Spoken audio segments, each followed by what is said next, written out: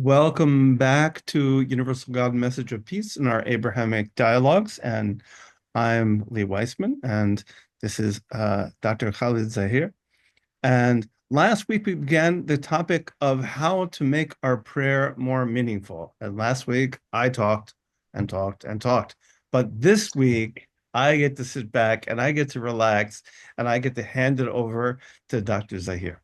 So, Dr. Zahir, how do we make our prayer more meaningful? Thank you very much. I begin in the name of the God whose mercy is profound, whose kindness is forever. One thing that makes me nervous is that I don't know, I have this eerie feeling that I've talked about it already, but never mind. This topic is so important that it could be repeated. Um, you see, when we are praying to the Almighty, the important thing is that we are focused, that we are remembering Him properly, and as a consequence, we're not getting distracted. Um, the more we are able to achieve it, the better the quality of our prayers. Um, I think whenever I talk about this subject, I just mention four important aspects of our prayer that would, if properly followed, would make our prayer meaningful. The first of them is to uh, have this understanding in mind, as has been mentioned in a statement attributed to the prophet, may God's mercy be on him, that you worship God as if you're looking at him, because even if you can't see him, he does see you. Uh, in other words, at the time when you are beginning your prayer in whatever manner you do it, uh, have this reality in mind that your Creator is looking at you.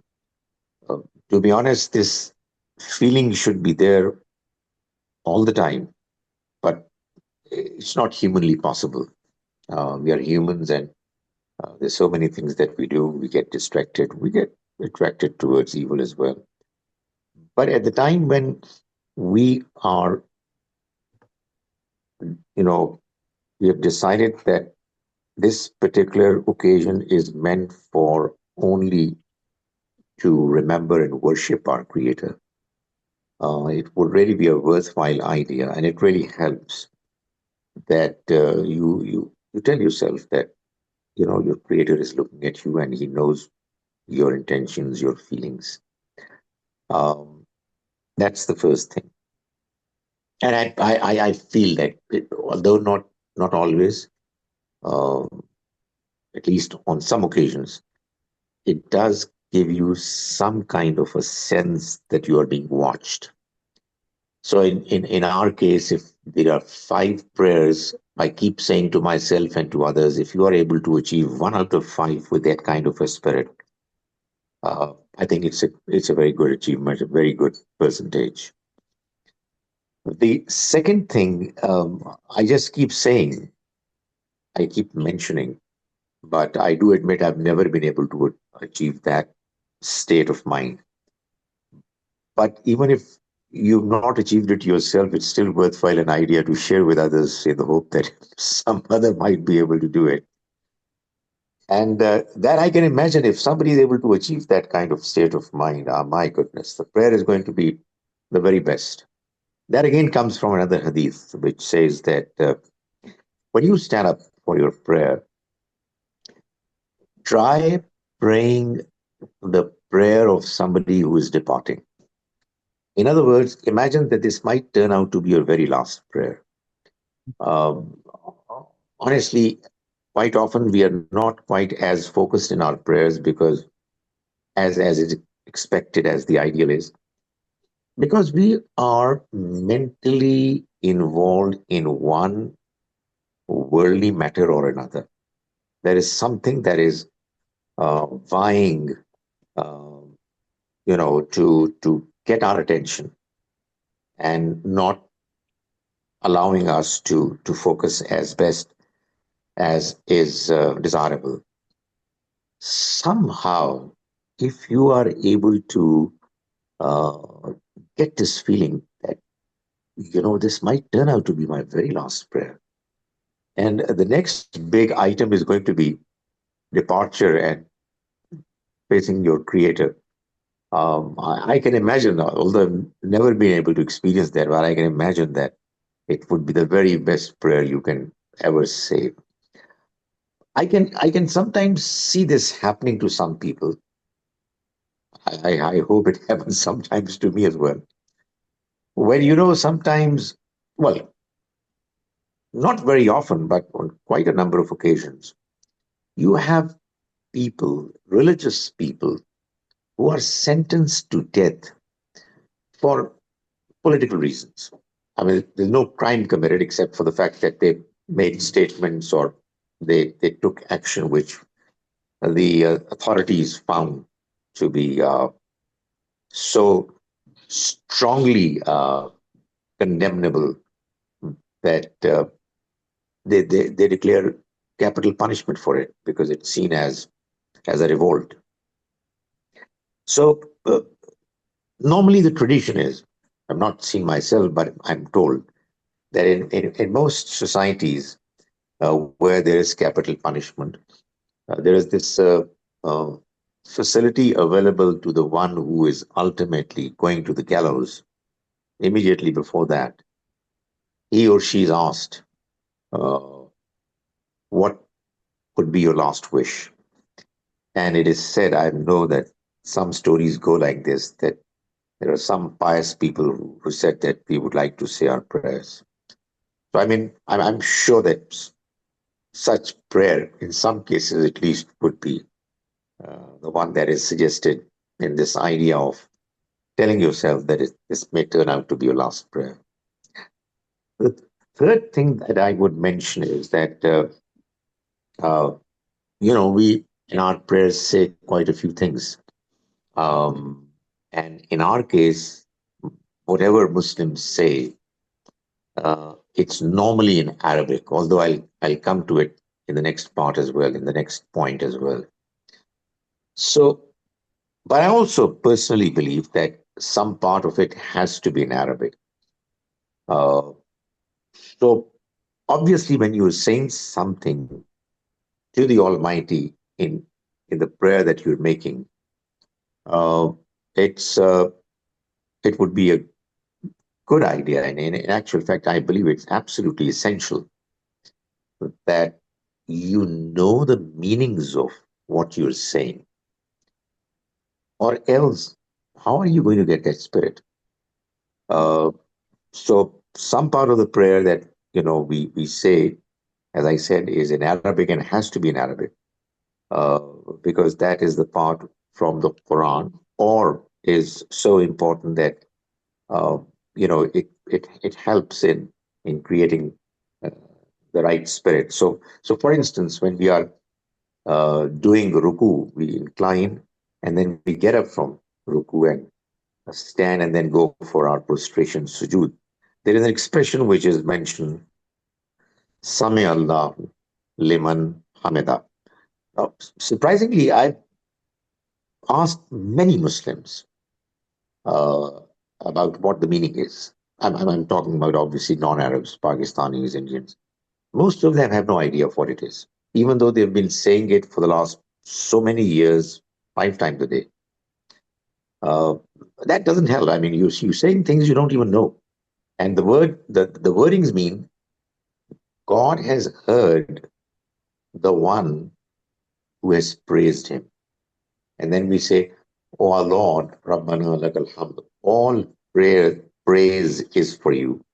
I mean, it's a very small effort of trying to understand the meanings would help make this part of the prayer, uh, I think, much better in spirit. But the last point that I mentioned to my fellow Muslims is with a statement, with a disclaimer that look here, this is my honest understanding. I believe that this understanding is correct. Just listen to it. If you don't agree with it, well, just ignore it. But I can assure you that if you accept what I'm saying as valid, as allowed, and you start practicing it, I bet that your very next prayer would begin to be meaningful. It will start giving you real spirit, to a lesser or greater degree. And that is this suggestion. And this is what my understanding, honest understanding is that our prayer, the Muslim prayer, has two parts. I'm talking about what you say, your utterances. One part is what I've already mentioned is absolutely essential, and it has to be said in Arabic. Uh, that part I suggest should be understood. Unfortunately, it is not understood properly.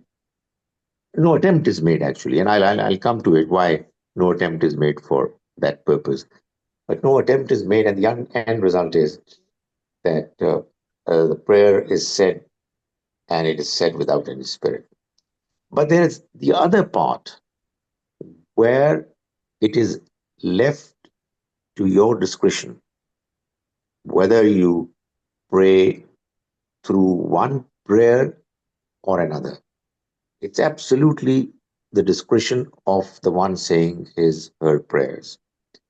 So there are only five parts, I believe, which are obligatory. The beginning, Surah Al-Fatiha, followed by a passage of the Quran, getting up from your ruku position, Sami Allahu liman hamida rabbana lakal hamd, saying Allahu Akbar as many times as you change your postures, and finally saying Assalamu alaikum wa rahmatullah towards the end. The rest of it is yours. Uh, I have reasons to believe why I'm saying what I'm saying is correct. And if you start agreeing with what I'm saying, goodness me, what it actually means is that the rest of your formal prayer is for you to choose and decide how to talk to your creator and what to talk to him about, and in whatever language you feel comfortable in. So, I mean, I keep saying to my fellow Muslims that, have you ever imagined that when you are prostrating, you're putting your forehead down, your forehead is there on the floor. You're so close to your creator spiritually. And you know what you're doing? You know what you're saying there? Swarabilala, Swarabilala, Swarabilala. Allahu Akbar, Allahu Akbar, Swarabilala. No idea. Just a quick repetition of a few words which carry no meanings to the person who is reciting. So instead of that, if you were to say to the Almighty, okay, no worries, keep saying Subhana Rabbil Ala if it makes you comfortable, because obviously uh, people, what is conventional is what makes people comfortable somehow. But quite apart from doing it, say to your creator, oh God, oh Allah, I'm sorry. I'm I'm ashamed of myself. I'm not doing well. Please help me. You've given me so much. And whatever you want to say, um, I'm sure that it's going to lift the level of your prayer in its spirituality and its ability to connect you with your creator. Uh, and I've seen people, telling me that after we started following this particular point that you mentioned, and I, not just me, I mean, there are many more who mention it, but not very many, not the number that I want to be mentioning it. Uh, Somebody said that, but not one, but quite a few people, they did not want their prayer to end. They wanted it to just keep going, because you start getting a feeling that you're speaking to a creator. Okay, the last two things I would mention is one point which Rabbi Wiseman mentioned, very, very correct point. Uh, there are obligatory prayers and there are then additional prayers. The number is not important. It's the quality that is important. Uh, but somehow, many people focus on uh, number, making prayers, formal prayers, more in number. And one philosophy that is mentioned is that they say that, if somehow you're not doing quite well in your obligatory prayer, then this non obligatory prayer that you're saying in good number is going to make up for it. I've never been convinced about this rationale that is presented. But the other problem, which is what would be my last point, is the you know strange uh, understanding that really has somehow overwhelmed the imagination of a large number of Muslims. Um, Something which is not untrue, something which really has not been understood. And that has really caused to hijack the real spirit of prayer. That has been the cause of it, which is the mention over and over, a repeated mention of the fact that when you say your prayers, when you do such and such thing, when you say such and such thing, you get so much of reward. Your reward gets written and it multiplies. The end result is that people are looking at the reward. They're actually looking as if they have a calculator in their hands and they are saying, okay, 4 units rakats done, multiplied by so much, and great, we've made a great achievement. And then you it just kills the spirit. It just kills it. I mean, I do believe that there is a reward, but what has happened is that what was something correct, because it was overemphasized, it really has taken away the real spirit.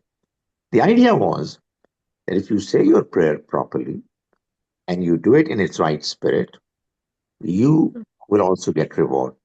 The reward is not your purpose, it's just an information. The Almighty is going to be pleased and is going to promise you that he's going to give you much more. But this overemphasis on reward, which I remember Rabbi Wiseman mentioned this mentality of trading. You are actually doing a transaction, is what really has killed the spirit, and is something that really uh, needs to be corrected. And I keep telling people that look here, reward is fine, but it's not the purpose. The purpose is to remember your Creator, to beg Him, to ask Him for help, to praise Him, glorify Him, thank Him, and be mentally and spiritually connected. And honestly, I mean, by connection, I mean you start getting a feeling that I'm talking to Him. And somehow, probably I mentioned the other day as well, I, for one, feel that uh, the best feelings in prayers that I've always had come to me when I'm saying sorry to my Creator. I mean, I'm ashamed, and I'm telling you that you know I I really feel uh, regretful. But obviously, I mean, sometimes you're desperate for something, um, not just to get your sins cleansed, but you want something uh, to come from your Creator, and you pray and you get it, and it's brilliant.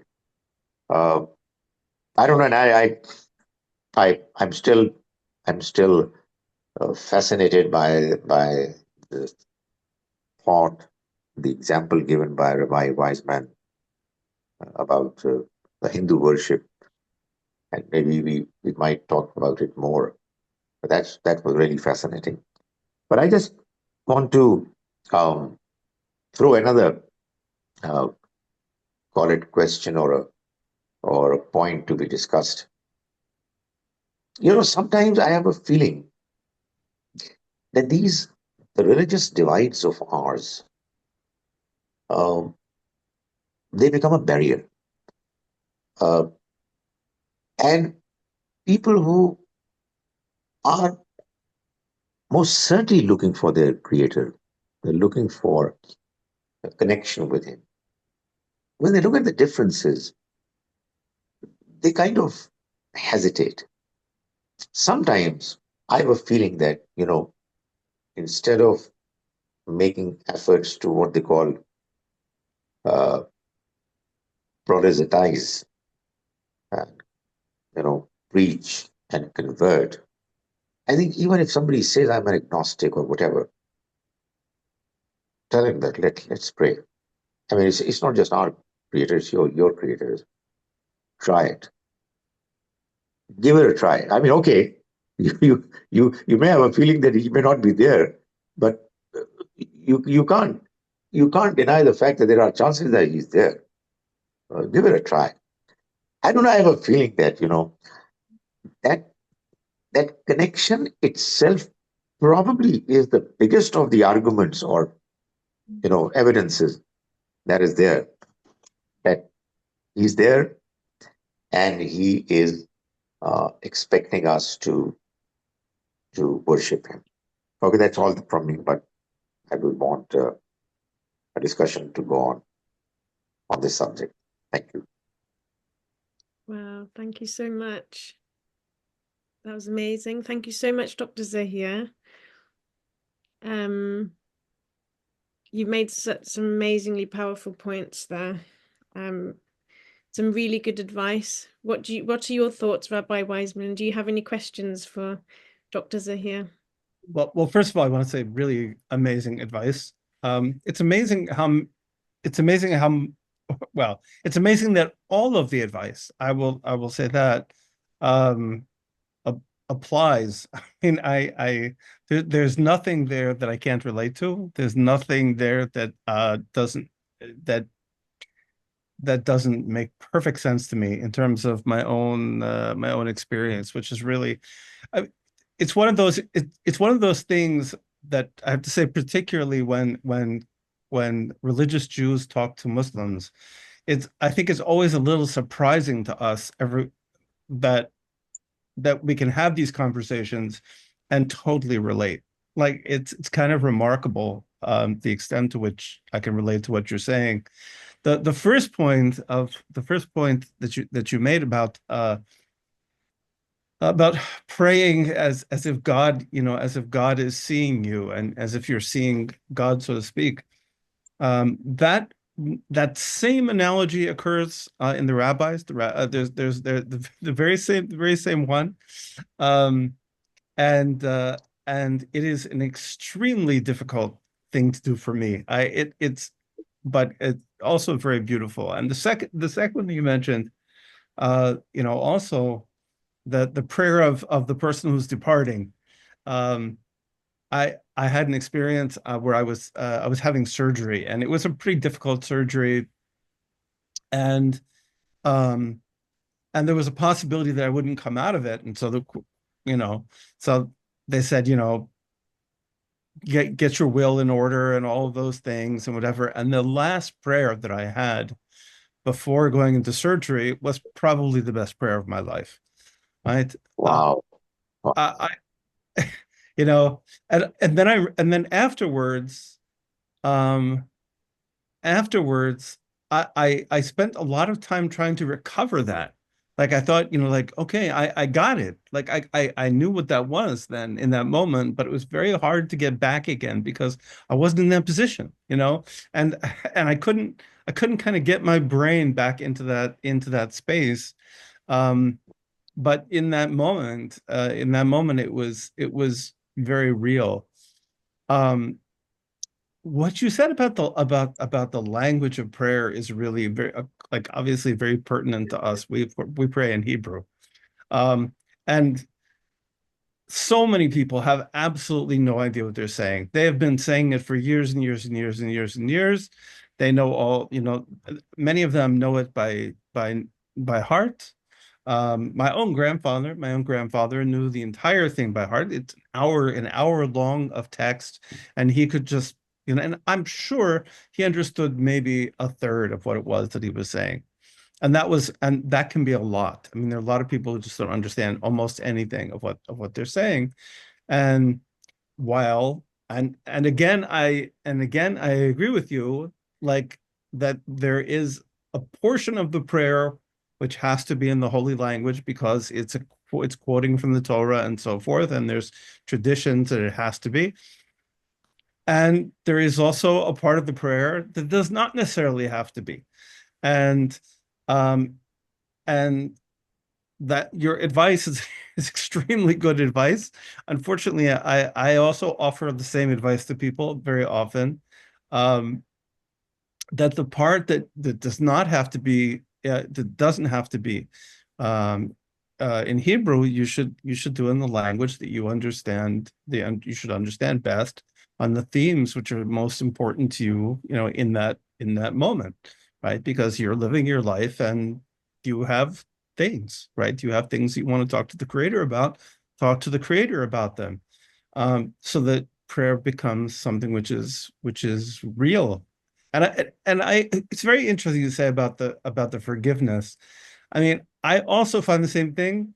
Um, I don't know, maybe it's a question of personality. Maybe we have similar personalities, or it could also be that like that's a moment when you're most real, you know, when you're admitting you're wrong. It's a moment of intense vulnerability. I think people find that with their relationships too, with their spouse, that the time that you're most real with your spouse is when something has gone wrong and you have to say, I'm so sorry, I just messed up. And that becomes a moment of intimacy. And I think that the same thing is true with God, that we feel a special sense of intimacy when we have to admit we're wrong, and when we're in that moment of vulnerability. And um and the prayer as it is, right, if you kind of just do the set prayers, there's not enough room for that, right? I mean, sometimes there's not enough room for that. There's a little room, and even the room that we have, so in our case, so after the main prayer, right, after the main prayer, there's a kind of a space, right? The sort of space. And that space after the main prayer was kind of left open for a person to be able to pour out their heart. But the rabbis saw that people didn't know what to do with it. They didn't know what to do. So they composed prayers that you could use to kind of express yourself, to express um, for forgiveness primarily. And somebody wrote one, then somebody wrote two, then somebody wrote three. And so probably in the early times, people would pick one of them.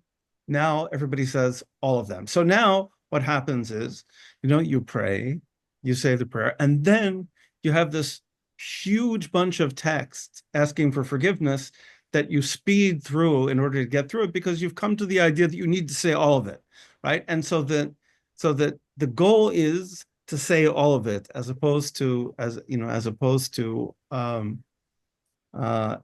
what it was really designed for is to speak your heart, right? And so, and I've encouraged people, if you're listening to me, when it comes to Tachanun, okay, don't say all those words, okay? Really speak to God. Really, if you want to say part of it, say part of it, of course, please. And if you want to say all of it, if you have all that time, no problem. say it slowly, no problem, that's wonderful, but also add your own words, right? Or at least pour your own meanings into the words, but don't rush through it and don't say all those things, because the main thing is for you to talk to God. So that's my piece of advice. And lastly, when you were talking about the reward, I was running in my head how many different things I've been told the reward for, right? If you do this, then you get the reward for this. And if you do this, like I you know, I can't describe how many times I've been told if you just do this, you have, olam haba, you get heaven, right? I must have heaven like 5,000 times over again, right? So like, what am I worried about? So, it really judging from my tally, right? I should have nothing to worry about. I basically don't do anything ever again because like I've earned like a million times over. But it just does. But I also know in my heart it doesn't work that way, right? It just doesn't work that way, and I have to try to understand those statements. I think that the way I understand them in my best moments is to say, look, if you could do this one thing, right? Completely, wholly, all of you, if you did this one thing and you put every ounce of yourself into it, then you would have paradise. Why would you have paradise? Because you would be the kind of person who was able to put all of yourself into serving God, right? Which is very different from saying that it's like a slot machine, right? And that if I stick the coin into the machine, if I just do this thing, then okay, I'm going to get this reward for it. It's a very different thing, and I think it's a very dangerous mentality, you know, and to start thinking of spiritual things as kind of, you know, stuff that you accumulate, that you're accumulating merit, you're accumulating, you know, as we say in American English, brownie points, like you're getting little gold stars, and it's it's not like that. You're developing a relationship with the creator, and these things are things which can develop a relationship with the creator, but they're not going to do that, right? If it's only for the reward. If we bring the flowers, right? If we bring the flowers to the wife, right? Because we're going to get a reward for it, she's going to bake us cookies, okay? That kind of defeats the purpose, right? Our generosity, our heart, right, is in the cookies and not in the relationship with our spouse, right? And it's not supposed to be in the cookies. It's supposed to be in our relationship with our spouse. So it should also be in our relationship with God. So That's very, very profound and resonates in me as well. Before I ask you to sum it up, Dr. Lali, I want to say one thing more about my experience with people who are saying prayers regularly, and they have somehow been convinced that what they're doing, as you rightly said, it has already made you eligible for the paradise 5,000 times. So, honestly, I'm telling you, may God save all of us from such tendencies. Such people, some of them, are committing big crimes oh yeah. and without impunity. Because the mentality is we've already got our paradise. And look, we are saying our prayers regularly, which is very dangerous, extremely dangerous. I mean, the act of worship that was an opportunity for you to seek forgiveness from the Almighty and do away with your sins is actually making you to do more. I mean, you're getting encouraged. That tendency, I think it happens because instead of the true spirit, you're actually being informed over and over again that it's giving you so much of reward and so much of assurance of paradise. That part is very problematic. That's such a great point. That's such a great point. You know, if you feel like you have so much in this column, you feel like you can fill up this column. Yeah, say, Yeah, okay, okay, yeah, this is not good. I know it's not good, but look at all this great stuff I have here. Okay, so I've got room, you know, I've got, my pile is this true. high, this pile is this high, so I'm okay still. Right? There is that. There definitely is that. Um, you actually, I'm sorry, Dr. Dali, I have to say one thing more. Oh, please do, please He do. keep he keeps saying things which really are they motivate you to say more. In the Quran, there is this mention, and I have a different understanding about that mention. But the way it's normally understood is that on the day of judgment, there are going to be scales. The scale on the one side is going to be good deeds, on the other side is going to be bad deeds, evil deeds. So if your good deeds are going to be heavier than the bad deeds, you're successful. And obviously, in the converse case, you're going to be in hell. Now that makes the mind like a calculator. So you have cheated, you've told lies, you have committed frauds. Okay, fine. But what about these prayers?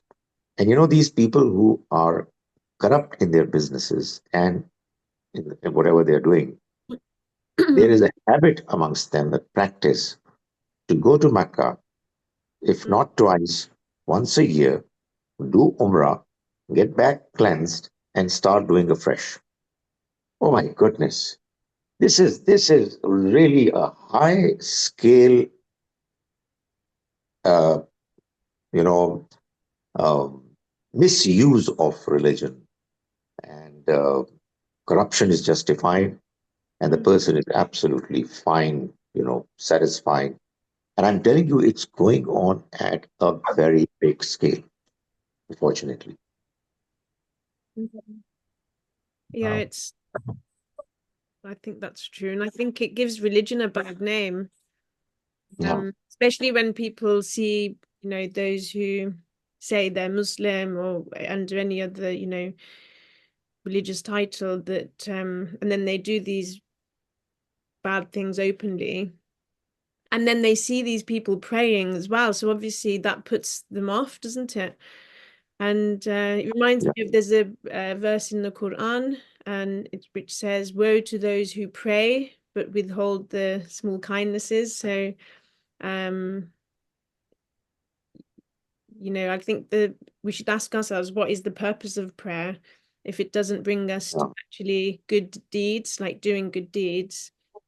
And I think it does say in the Quran that please correct me if I'm wrong, but that good deeds cancel out bad deeds. So I think perhaps if people are engaged in doing wrongdoing, they want to then do good deeds to cancel out the bad deeds, which I can't really go against that. I think, we all, that's better than, not doing the good deeds.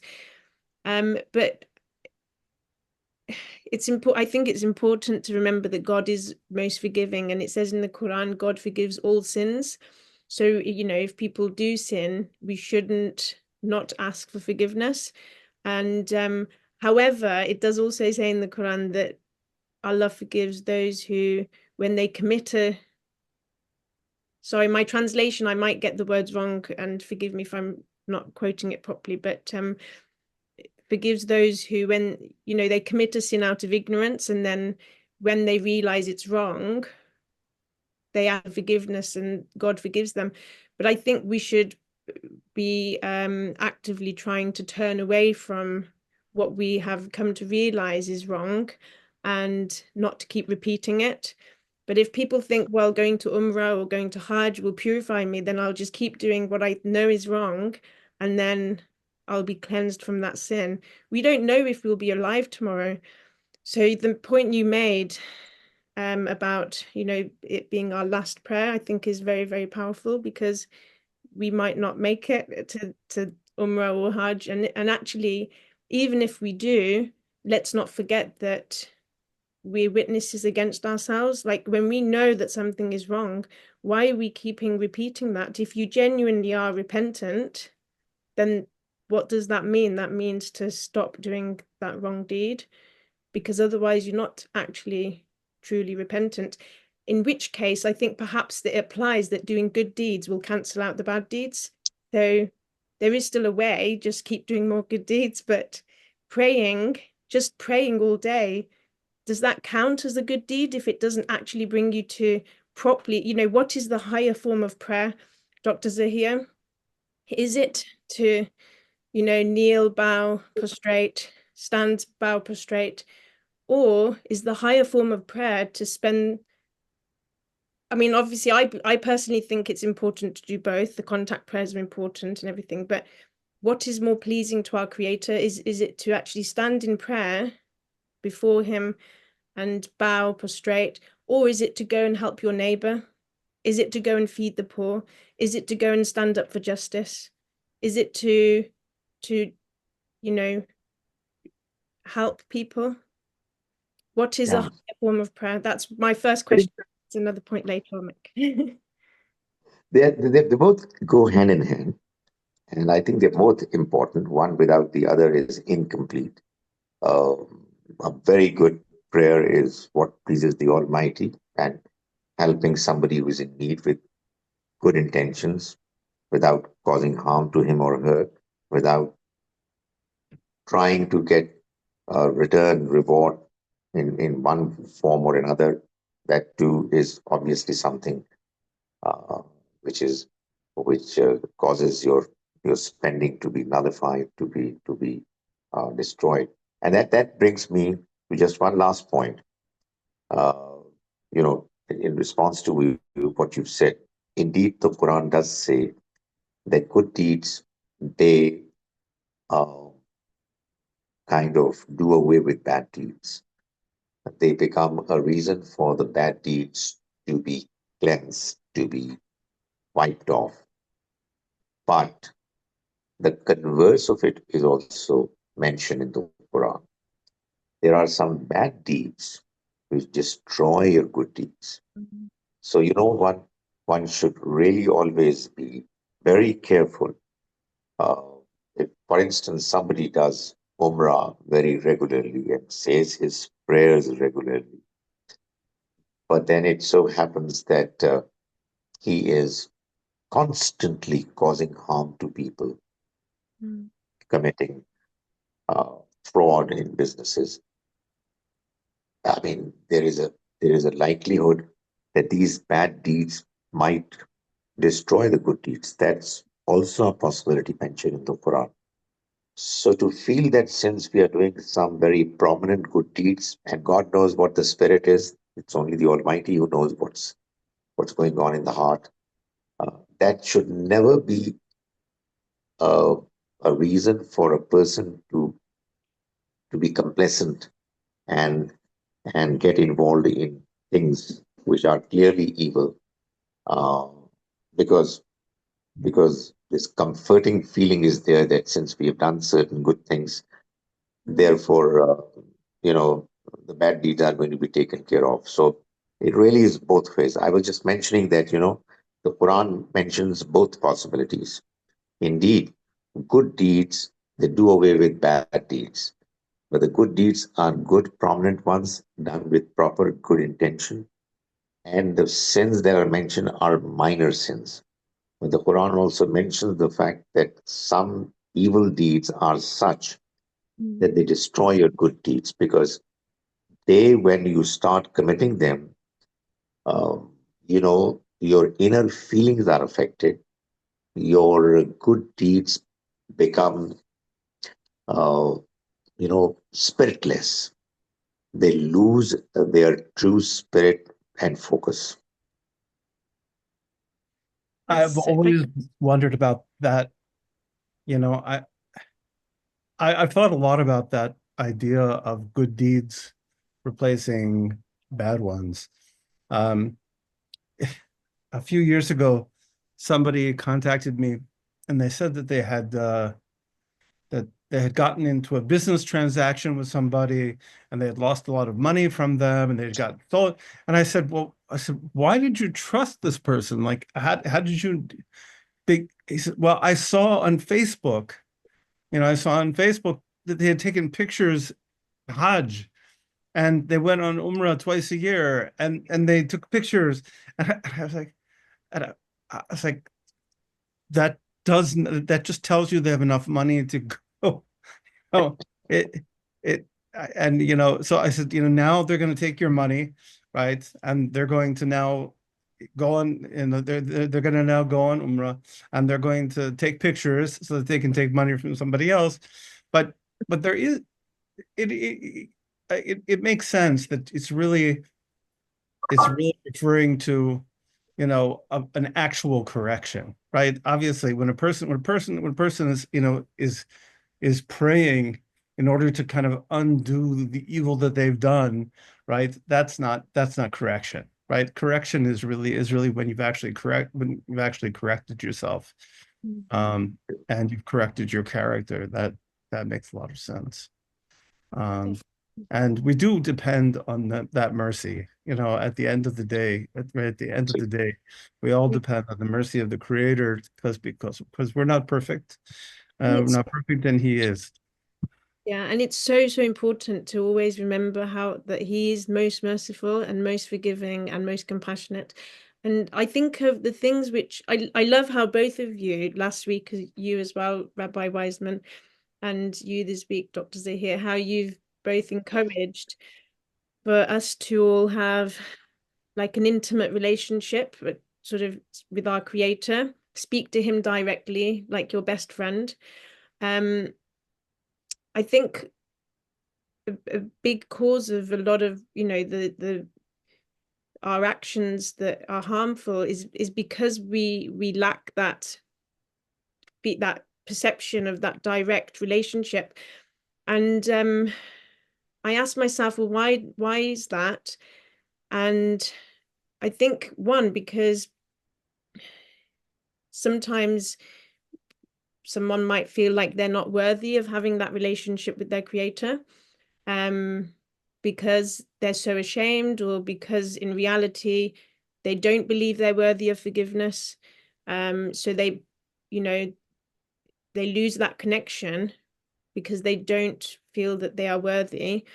And secondly, sometimes in religion you see people who try to put themselves between a person and their Creator and say, I will guide you, I will help you connect to your Creator, trust me and I will do it.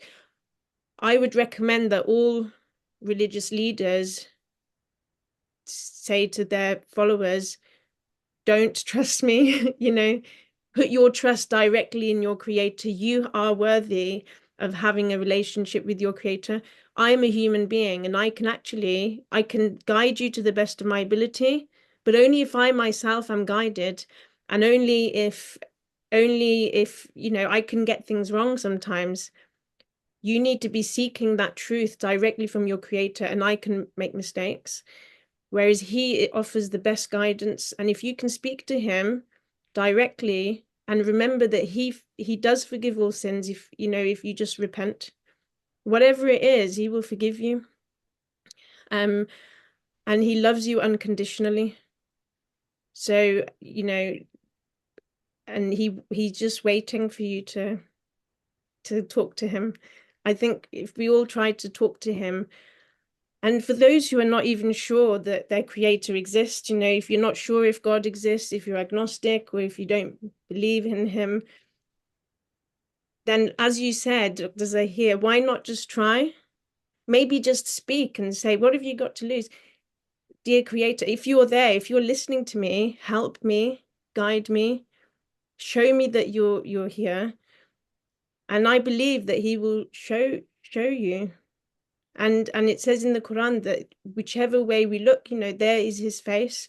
So I love how you said we should try and imagine as if we can see him, because I believe we can see him with our hearts, and we can, if we try and just look at every interaction we have with a human being, everything we look at in this world, is his face if we look at it with awe and